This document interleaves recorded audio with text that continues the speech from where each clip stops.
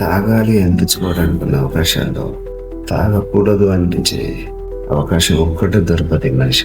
తాగితే అన్ని సమస్యలు తీరుతాయి అనిపిస్తుంది, కానీ అక్కడే అసలు సమస్య మొదలవుతుంది. ఆ సమస్య తనని తాను కోల్పోవడం. రేపు ఏం జరుగుతుందో ఎవరికీ తెలియదు.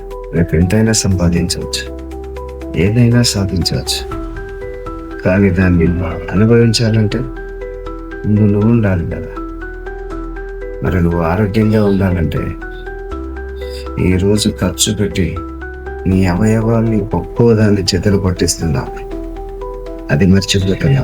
తాత్కాలిక ఆనందం కోసం, ఉపశమనం కోసం చేస్తున్నావు. ఈ బానిసత్వ తాగుడు మర్చిపోవడానికి అవకాశం లేదా? మర్చిపోలేవా? మర్చిపోతే బతకలేను.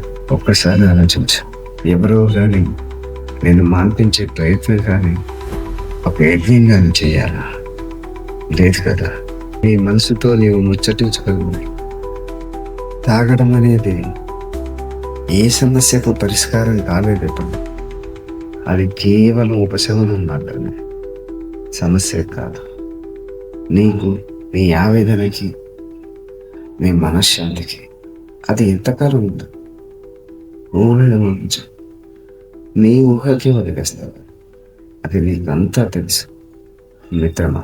మిత్రమా, తాగడమైనా, తిరగడమైనా, జూదమైనా, ఆటైనా, పరిగెత్తడమైనా, పారిపోవడమైనా, చివరికి చనిపోవాలనుకున్నా, ఏదైనా ఆ క్షణం దాటితే నీ మనసు ఆ నిర్ణయాన్ని మారుస్తుంది.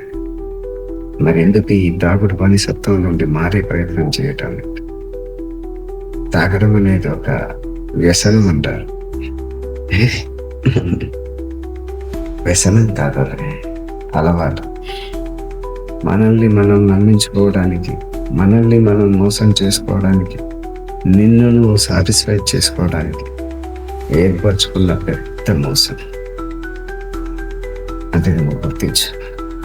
అది గుర్తించిన నాళ్ళు తాగుతూనే ఉంటా. తాగిపోతూనే ఉంది. మీ వాళ్ళు, పిల్లలు, కుటుంబం, సంసారం, ఎన్నో బాధ్యతలు ఉంటాయి. వీటన్నిటి నుండి నువ్వు తప్పించుకొని పోవడానికి, నేను సుఖంగా ఉన్నాననిపించుకోవడానికి నీకు దొరికే అవకాశమే ఈ తాగడం, ఈ మత్తు. మత్తు అనేది ఎన్నో రకాలుగా నీకు జరుగుతూనే ఉంది. మత్తు అనేది నీకు ఎన్నో రకాలుగా దొరుకుతూనే ఉంటుంది. కానీ చివరికి శాశ్వతమైన మత్తు మరణమే. అది నువ్వు కొద్దిగా కొనుక్కొని, తెచ్చుకొని, అనుభవించి, ఆస్వాదించి విసిపోతూనే ఉన్నాడన్న విషయం గుర్తించే లోపే నీ కథ కంచికి తీరుతుంది. నీ జీవితం సమాప్తం అవుతుంది. నీ ప్రయాణం, నీకు నువ్వే అంతమైపోతున్నాడన్న విషయం గుర్తించే లోపే నీ కథ కంచికి తీరుతుంది. నీ జీవితం సమాప్తం అవుతుంది. నీ ప్రయాణం యమపురి అవుతుంది.